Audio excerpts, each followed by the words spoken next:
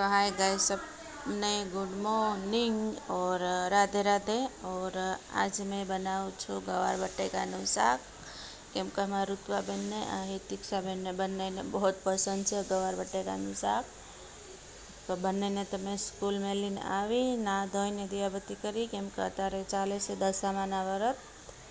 કેમ કે દશામાના વ્રત મેં રખતી નહીં હું, પણ અમારી બિલ્ડિંગમાં બધાના ઘરે ઘરે દશામાં બેઠાડેલા છે જે વ્રત કરે છે। મેં બી કરવા અગલે સાલ છે, આ વર્ષથી નહીં આવતા વર્ષથી મેં બી કરીશ।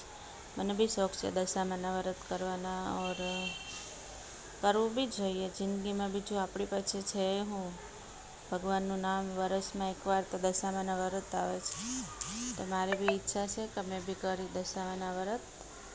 તો આજે બસ ગવાર બટેકાનું શાક, અને આ જો ખાંડણી છે ને એ મારી સાસુમાની ખાંડણી છે, શાકના લાકડાની છે, એટલી ફાઇન છે ને।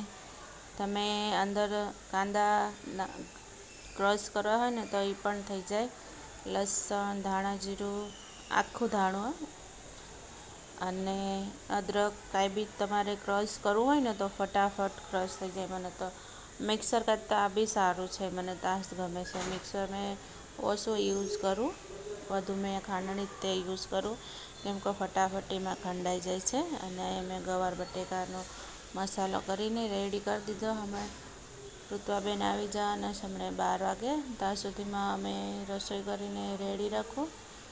અને આજ થોડુંક મારે બાકી જો રહી ગયું છે ઘરનું કામ, કેમ કે મારે આજ જવાનું હતું બહાર, તો મેં બહાર જઈને આવી। અને કેમ કે મેં બહાર ફોટોશૂટ નહીં કર્યું, કેમ કે મેં ફોટોશૂટ કરું તો મેં જ નહીં આવું, બહારનું જ તે બધું આવે, એટલે મેં આજે નહીં કર્યું। હિતિક્ષા મારી હારે હોય ને તો કરી આપે, બે જણ જોઈએ। તો જો મારે આ શાકની પથારી ફેરવાઈ ગઈ, જો મેં અંદર રસ્સી કરી હતી ને બધી ઉભરાઈ ગઈ યાર। આ કુકર મેં ડીમાર્ટમાંથી લીધેલું, પણ મને આંખેલે કુકર સારું નહીં એવું, પહેલાં જો મેં લીધેલું ને એ બહુ જ ફાઇન હતું, પણ એ 5 લીટરનું છે, તો અમારે જમવાનું ખાલી 3 મા દીકરીનું જ બને, એટલે મેં આ નાનું કુકર યુઝ કરું। પણ આ નાના કુકરમાંથી બધી વસ્તુ મેં રીંગ બી 2 વાર ચેન્જ કરી। અને મારે આટલું બનાવું છું બાજરીનો રોટલો, કેમ કે મારી પાસે તાવડી નથી, મારી પાસે તવી છે તો મેં તવીમાં જ બનાવું છું।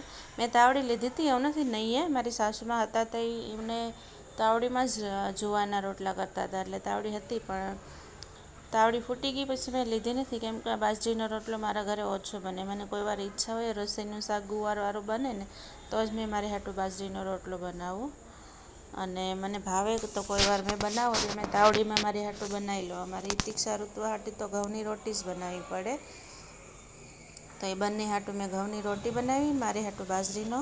અને હિતિક્ષાબેન આવી ગયા તો એને આપી દીધું મેં જમવાનું આપી। જો મારે થોડુંક આ કચરા પોતું બાકી હતું, બીજું બધું કામ ફિનિશ થઈ ગયેલું, બહાર જવાનું હતું ને એટલે મને રહી ગયેલું, ખાલી મેં ઝાડું જ તે સવારમાં મારી દીધેલું। અને આજે મારે બધું કામ બસ પૂરું થઈ ગયું, આજ મારે 1 વાગી ગયો કામ પતાવવામાં, અને ચાલશે કોઈ વાર ચાલે, હવે કામનું મોડું થઈ જાય તો બસ આજે થઈ ગયું મારા काम फिनिश।